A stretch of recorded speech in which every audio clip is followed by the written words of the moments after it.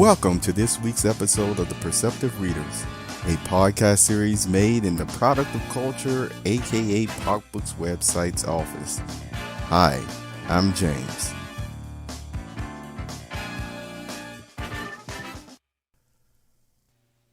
Greetings, everyone. I'm James Lynch, and welcome to the Perceptive Readers. Let's move on to Winning Over a Group of Skeptics, Part 2. In these expressions and comments on the book, The Quick and Easy Way to Effective Speaking, we're going to continue with some pointers, some reading and some pointers. And I want to share with you, because I know a few persons at times will actually relate, intimate, if you will, which means, look, they really want to know maybe some of my experience with different things. Okay, because as you know, I will relate facts in a minute, and then people in this day and age, at times will still say, but how do you really feel about those facts? Now, with that being said, depending on what the authoritative source is, I will still, majority of the time, say, well, this is what the authority is on this matter, and so there you have it. But since actually speaking at times and how to do it can be really quite subjective, would you agree with that at times? Well, I'm going to read a couple of sections from the book, The Quick and Easy Way to Effective Speaking, which was basically Dorthy Carnegie, revising her husband's Public Speaking and Influencing Men in Business today for you. Basically, I am going to share just a little point about, I guess you could say, I found just by tweaking this, and it may even sound like I'm going totally opposite of what she's stating here. I want you to know, no, she has concrete facts on what she is stating in general for people. Make no mistake about it. Yet, what I have to do from time to time, I'm going to reference, since different people are made up in different ways.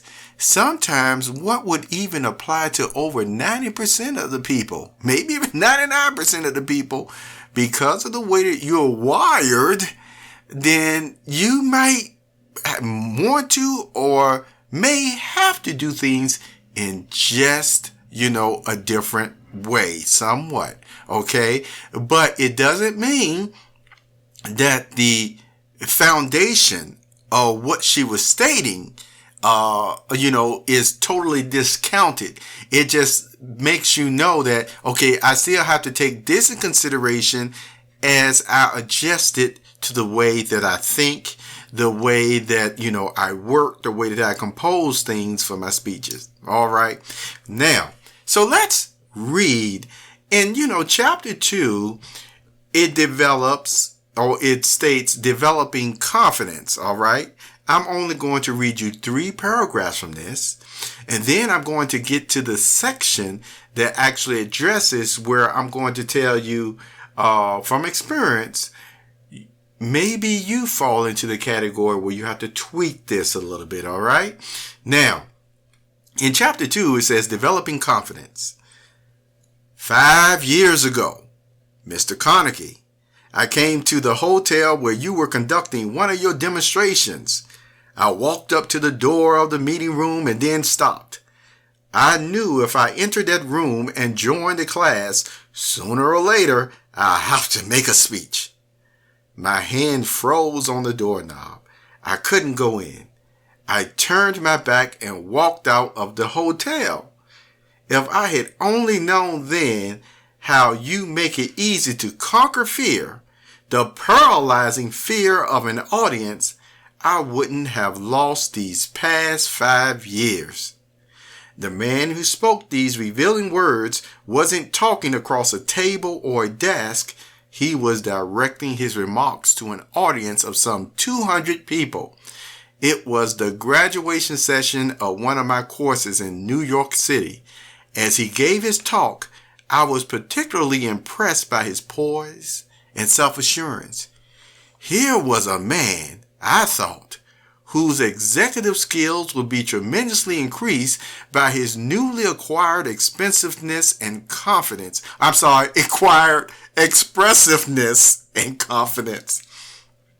As his instructor, I was delighted to see that he had dealt a death blow to fear. And I couldn't help thinking how much more successful and what is more, how much happier this man would have been if his victory over fear had come 5 or 10 years before, you see. But notice this. Emerson said, fear defeats more people than any other one thing in the world. Now I'm going to stop right there, okay? You notice how in this first paragraph or first 3 paragraphs, the person couldn't help but think how they would have been much happier if they had conquered, fear, what had come 5 or 10 years before, this victory over it. All right, now keep that in mind because we're talking about developing confidence. I'm going to move into the chapter where it says, here we go. It talks about prepare in the proper way, for your talk. And it gives some good pointers here in these several paragraphs. But notice something else it mentions in another heading. It says, never memorize a talk word for word. I like the expression they use, by perfect preparation. You see, do I mean that you should memorize your talk? Now, I'm stating this because a lot of people find that to memorize a talk, exactly what you're going to say, is still, once again, setting you up to, not be fluent in some matter, not be natural in some matter. And see, and one of the paragraphs states on this still subject, it says, and now I thought it was interesting the way she said it. She said, in their attempts to protect their egos from the dangers of drawing a mental blank before an audience, many speakers fall headlong into the trap of memorization. Once a victim of this type of mental dope addiction, the speaker is hopelessly bound to a time-consuming method of preparation that destroys effectiveness on the platform. Okay. Now this information, this is why I'm getting into some experience with you here. Now this information, it is correct. See, sometimes if you're already trying to develop confidence, just like remember in the first reading that I started off with, where it talks about this man, if only he could have conquered, this fear of speaking and things of that nature 5 or 10 years before, just think how much happier the person would have been. And the first thing I am going to share with you is, as you know, we grow. You see, and I just love how one song actually puts it that, if we would have known better, we'll do better. You see, we would have done better. Okay. And so, and I'm sure many of you know what song I'm referencing. Bless that musician's heart. But see, going further, this is just to let you know, hey, all right. Maybe there were some times that a person couldn't speak up, maybe you was nervous or what have you. Now, with that said, this is where I'm going into, as I stated earlier, something you will want to tweak. Because as you notice that Dorthy Carnegie had mentioned, you don't want to fall into the memorization trap of a talk. And yet at the same time, if you're so nervous that you're almost ready to fall out at times talking to somebody, you have to find a balance with this, you see? And this is what I'm sure she's also really, intimating in the spirit of things, where she talks about perfect preparation. Now, how do you know what to memorize and what, not to memorize? As I stated before, it's very important.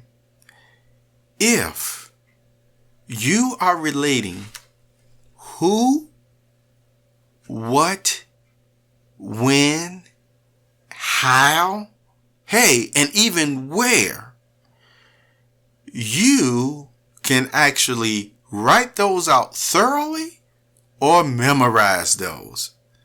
I'll tell you why that's important in a second. One of the things by doing this, you see, you will have your facts. Then what you don't want to, memorize, all right, would be things of, well, this is how these facts cause me to feel.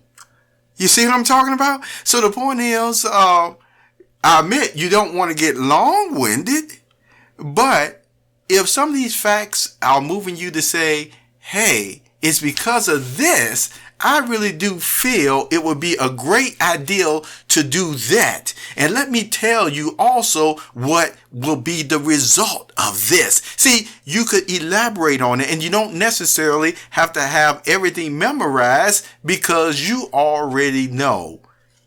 Okay, when I read these facts, they make me feel this way every time. Don't you think it will make you feel the same way when you're up there giving a public speech? Just make sure you don't get long-winded, all right? So you keep that in mind. Now, getting back on the importance of memorizing important facts again, or having them totally written out, because remember this, and it will totally help you in the long run. It will save you a lot of problems. If you develop a reputation, you see, that, hey, if I ask for something from so-and-so, or Mrs. So-and-so, or Miss so-and-so, I know I'm going to get the facts. I admit I may have to, bite my tongue from laughing at his or her jokes sometimes, that you can kind of go off. But at least you develop a reputation that when push come to shove, I like to say that all of a sudden for this book or this reading, when push come to shove, you see, people know they're going to get the facts from you, see. And when you establish a reputation where you give the facts, and then when there's time where, okay, well, what are your feelings on the facts? Okay. What is your experience with the facts? You see, then those can be things that, once again, you just have general thoughts in your head, and then you can relate them. All right. Now, with that information, this is the reason why I'm telling you, you have to have a balance with these things, because many persons, when they have to give a public speech for the first time, and this is why I'm not going to knock it, many persons write out their talk word for word. They'll even memorize it maybe for their first public speaking type of engagement. They may even do it for the next 2 or 3. Yet, if that has already given you the confidence, then it can also give you the resolve that, boy, if I did pretty decent with this, I can grow, you see, because just like was mentioned from Dorthy Carnegie here, you don't want to go too long with always memorizing your talks if you don't have to, because you can end up falling into, like I said, the trap that she's talking here, with spending too much time And they even call it a mental dope addiction. In other words, I guarantee you, if you get on the regular route of speaking engagements and things of that nature, sooner or later it'll catch up with you. You might somehow the talk might just disappear one day from you.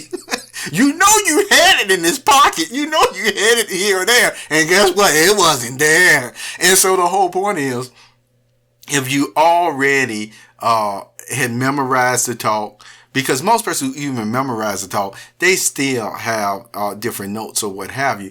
But what I'm just trying to share with you, that let's say you didn't have your notes, but you're giving that talk enough where you have gained new facts, even maybe up to the point of 5 or 10 minutes before the talk. Because let's say your facts happen to be over a year old on some sales of a company or some statistics or whatever, and you go up there and your statistics are over a year old, and it may be something that could bring great encouragement to people, but you still relating those statistics where it was like, we were in the red right there, But and no, you not only in the black, but you're starting to prosper, you see. So anyway, I just wanted to share that with you about memorization, and also about how, especially when you first start off, you may memorize your talk. You may write it out word for word and have it memorized. Yet, in the interest of growth, you want to be able to get away from that. And remember, I told you these 2 points. 1, you always want your facts together. Have them written down, period. And you can even memorize them if you want to.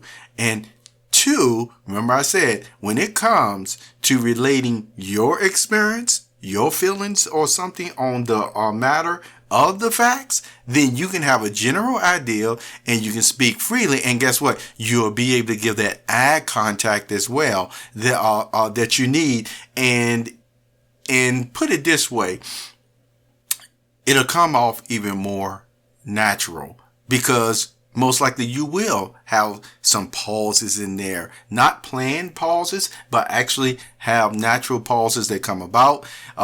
Put it this way. You may even have those points where word whiskers could come in. But just think, we already talked about word whiskers already. So just as long as you don't have too many of those, all right? Catch yourself. If you do more than 2 in a row, catch yourself. Remind yourself, just pause, and think, and then continue to express your feelings and thoughts on that matter based off your experience. So if you want to memorize the facts, by all means do. Don't make up none up there. So anyway, thank you for everything. Glad you continue to actually share the Perceptive Readers on Spotify, Perceptive Readers, iHeart, and Pandora. You have a wonderful day.